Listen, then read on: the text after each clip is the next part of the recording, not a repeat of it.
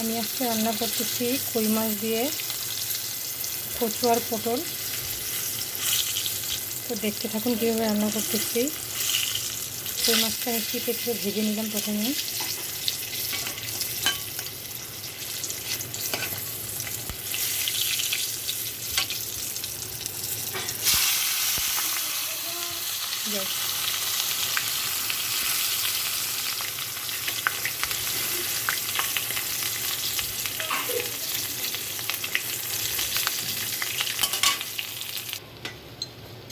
প্রথমে কালো জিরা ফোড়ন দিব আমি, তারপর পেঁয়াজ কুচি,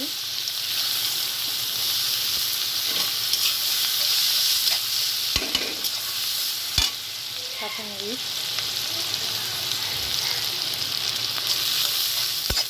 এগুলো আমি এখন একসাথে ভালো করে ভেজে নেব। আমার পেঁয়াজ মোটামুটি ভাজা হয়ে গেছে, আমি এখানে পানি দিয়ে দিব।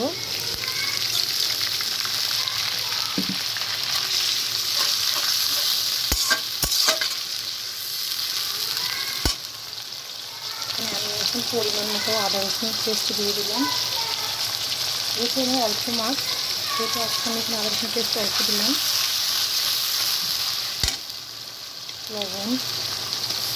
লবণটা প্রথমে আমি অল্প একটু দিলাম, পরে এটা আমি স্বাদ মতো দিব। মরিচের গুঁড়া, যে যেরকমভাবে ঝাল খাবেন সে সেরকম দেবেন।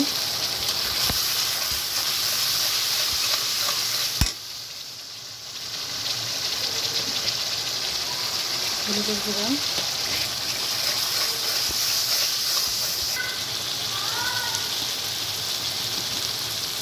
ধনিয়ার গুঁড়া দিলাম। এটা আমি ভালোভাবে কষিয়ে নেব।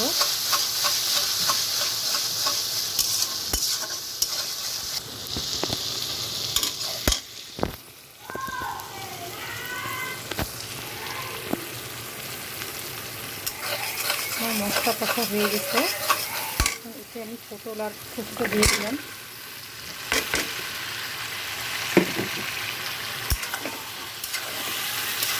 ভালোভাবে নেড়ে চেড়ে একটু কষাই নেব।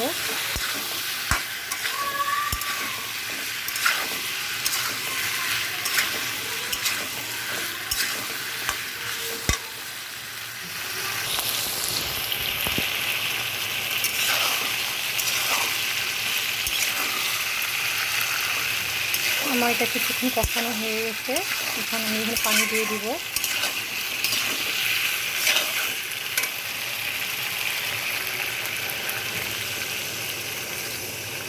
মাছ তো হচ্ছে কই মাছ। মাছ তো আমরা বেশিরভাগ হয় কি যে আমরা শুধু পেঁয়াজ মরিচ দিয়ে দো ভাজা করে খাই, কেউ কাঁচা ভুনা করে খায়, মানে এক একজন এক একভাবে খায়। কিন্তু হয় কি যে অনেকে আছে যেটা সবজি দিয়ে খাওয়া যায় বা মিক্সড সবজি দিয়ে খাওয়া যায়। এক একটা মাছের এক এক রকম আইটেম খাওয়া যায়, এটা অনেকে জানে না বা খেলে কেমন হয় এটা বুঝতে পারে না। তো তাদের জন্য আজকে আমার এই টিপসটা আপনারা ফলো করবেন, দেখবেন টেস্ট করে। হ্যাঁ, খেলে অবশ্যই ভালো লাগবে। যার জন্য আজকে আমার এই ভিডিওটা আপনাদের সাথে শেয়ার করা। সাথে থাকুন, বাকি রান্নাটা দেখাচ্ছি আপনাদের পরে। এটা এখন আমি ঢাকনা চেপে দিব সিদ্ধ হওয়ার জন্য।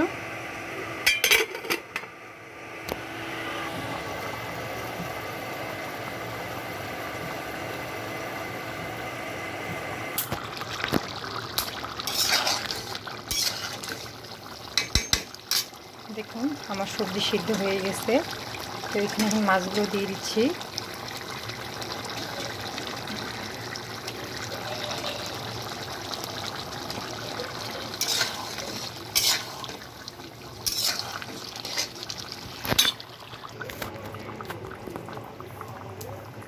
এখানে আমি এখন জিরার গুঁড়া দিয়ে দিব।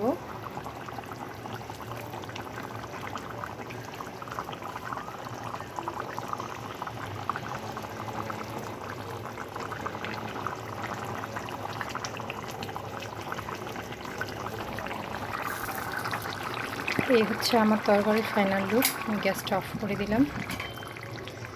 তো আপনারা অবশ্যই বাসায় এটা ট্রাই করে দেখবেন, অনেক মজাদার একটা তরকারি। আর সবসময় সবজি খেয়ে স্বাস্থ্য ভালো থাকে, পেটও ভালো থাকে। তো তো আমার রান্নাটা কেমন লাগছে আপনারা অবশ্যই কমেন্টে জানাবেন, একটা লাইক শেয়ার অবশ্যই করবেন।